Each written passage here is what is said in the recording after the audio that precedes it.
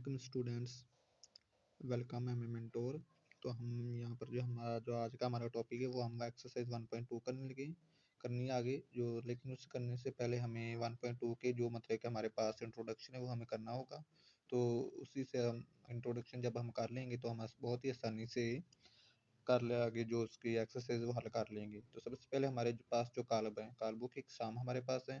तो सबसे पहले जो काल्ब की टाइप है उसमें होता है हमारे पास कतारी काल्ब, और उसको इंग्लिश में कहते हैं रो मैट्रिक्स कतारी काल्ब। तो ये हमारे पास होता है ऐसा काल्ब, कतारी काल्ब कहलाता है जिसमें सिर्फ एक ही कतार हो। मसलन उसमें कोई कालम मतलब कि एक ही कतार हो, कालम चाहे कितने हो, एक से ज्यादा कतारें ना हो, तो इसे कालों का हम क्या कहते हैं, कतारी काल्ब।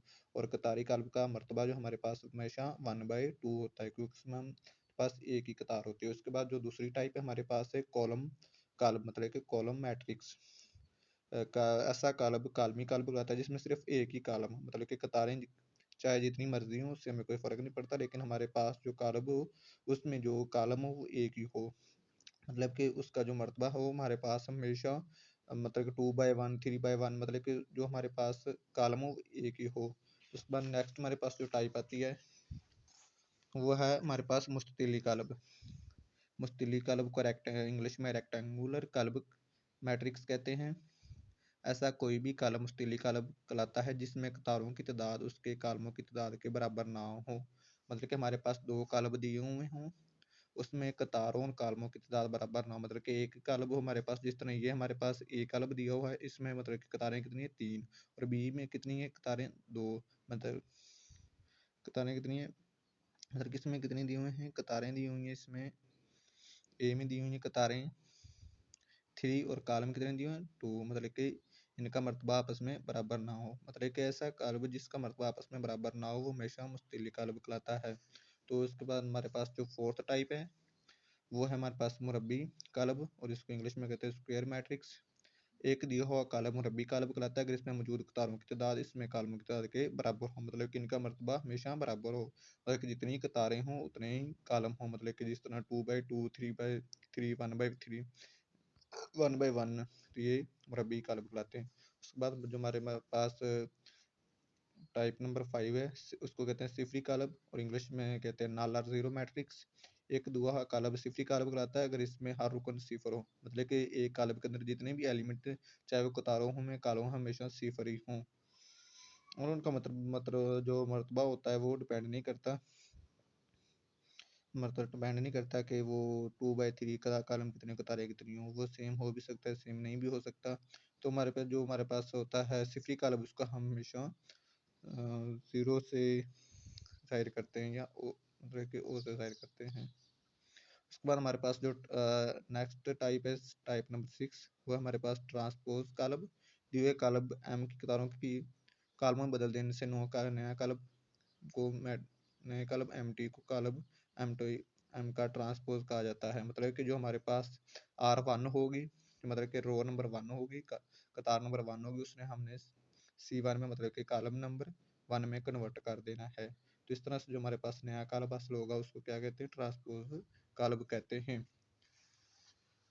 मतलब कि ये हमारे पास इससे एग्जांपल दिया, मतलब कि ये हमारे पास बी एक काल्ब दिया है 1 1 0 2, ये कतार है ऊपर वाली, ये ऊपर वाली एक है और एक नीचे वाली है। तो इसमें हमने चेंज करना है, जिसकी मतलब की कतार है उसको हमने कालम कर देना, जो हमारे पास कालम है उनको कतारें कर देना। तो इस तरह इसका मर्तबा भी चेंज हो जाएगा और ये मैट्रिक्स मतलब कि चेंज हो जाएगा मतलब कि अपने ट्रांसपोज में।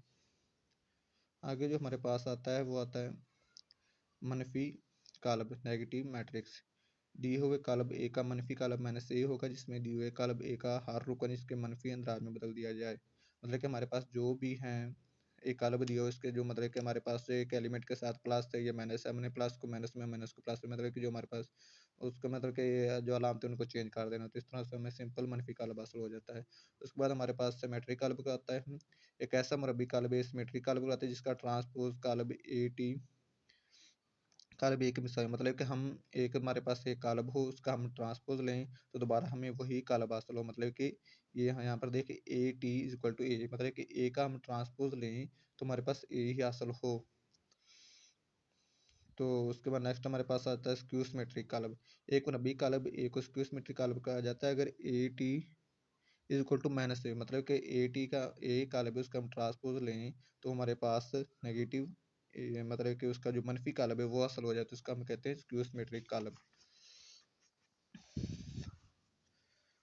इसके बाद जो हमारे पास आता है वितरी कॉलम, ऐसा मुरबी कॉलम जिसमें फितर के अरकान में से कम एक रुकन गैर सिफर और बाकी तमाम अरकान सिफरों का क्या कहते हैं, वतरी कॉलम कहते हैं। हमारे पास वतर जो होता है वो हमेशा इस तरह का होता है, इस तरह का, मतलब कि जो भी हो इसमें, मतलब कि ये हम देखें कॉलम नंबर ए है तो इसमें मतलब कि जो हमारा वतर बन रहा है वो 1 2 3 देख लें इधर बन रहा है, या 0 2 1, तो इसमें जो एक रुकन है वो मतलब कि गैर सिफर है। इस तरह बाकी बी में देखें और सी में देखें त्रिकोण जिनका आगे हमारे पास आता है स्केलर काल्प, ऐसा वितरी काल्प जिसमें वक्र के तमाम अरकान इंद्राजी यकसा स्केलर काल्प कहता है। मतलब क्या वक्र में जो हमारे पास अरकान दिए गए हों वो हमेशा एक जैसे हों, सेम हो, कोई और ना हो। तो उसके बाद वाहदानिया ज़रबी ज़ात का होता है एक वतरी काल्प जो स्केलर काल्प भी हो और वार वतरी रुकन एक हो, मतलब कि उसका जो वतरवी रुकन होते हैं वो हमेशा एक होते हैं और वो स्केलर भी होता है और वतरी काल्प भी होता है। उसके बाद हमारे पास ये उसने नोट दिया हुआ है, ये बहुत इंपॉर्टेंट है एमसीक्यू के लास्ट से। तो ये इसने दिया हुआ है वन पे स्केलर और वाहदानी काल्प तमाम वतरी काल्प होते हैं, मतलब कि जो स्केलर और वाहदानी काल्प होते हैं वतरी होते हैं, हर वतरी काल्प एक स्केलर या वाहदानी काल्प नहीं।